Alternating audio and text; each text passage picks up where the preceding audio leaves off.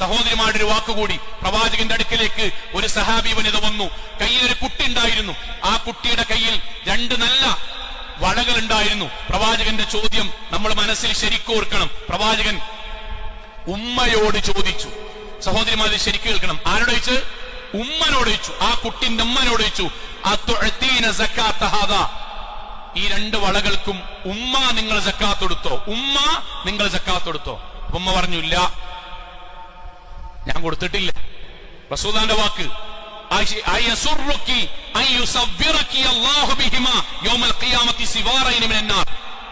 ഈ കുട്ടിയുടെ കയ്യിലുള്ള 2 വളകൾക്ക് പകരം പരലോകത്ത് നരകത്തിന്റെ 2 വളകൾ ആ കുട്ടിയിലും നിങ്ങൾക്കും ധരിപ്പിച്ചാൽ അതെനിക്ക് സന്തോഷം ഉണ്ടാകുമോ? അങ്ങനെ ഉണ്ടാകാതിരിക്കണമെങ്കിൽ, നരകത്തിന്റെ വളകൾ ശരീരത്തിൽ ധരിപ്പിക്കാതിരിക്കണമെങ്കിൽ ഉമ്മ പ്രായപൂർത്തിയാകാത്ത ആ കുട്ടിയുടെ സക്കാത്ത് നിങ്ങൾ കൊടുക്കണം. ഉമ്മാരെ എന്താണ്ടറിയോ?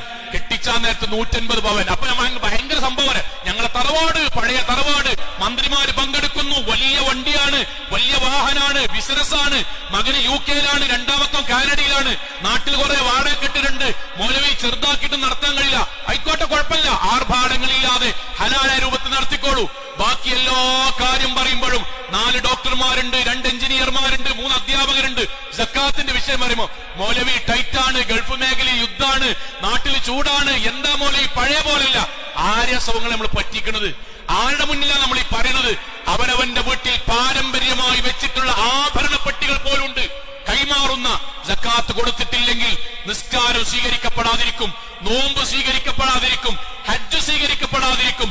മദീന പള്ളിയിൽ നിന്ന് പ്രാർത്ഥിക്കുന്ന മനുഷ്യനെ പറ്റി നബി പറഞ്ഞതാണ്, അന്നായുസ്തജാബു ലഹു, ഖിബ്ലക്ക് നേരെ തിരിഞ്ഞ് താടി രോമങ്ങളിലൂടെ കണ്ണുനീർത്തുള്ളികൾ ഒഴുകുന്ന സഹാബിനെ പറ്റിയാണ് നബി പറഞ്ഞു. എങ്ങനെയാ അല്ലാഹുവിന്റെ പ്രാർത്ഥനയ്ക്ക് ഉത്തരം കിട്ടുക?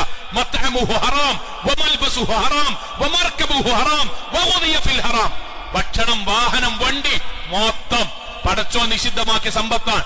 ഒരിക്കലും പടച്ചോ സ്വീകരിക്കൂല.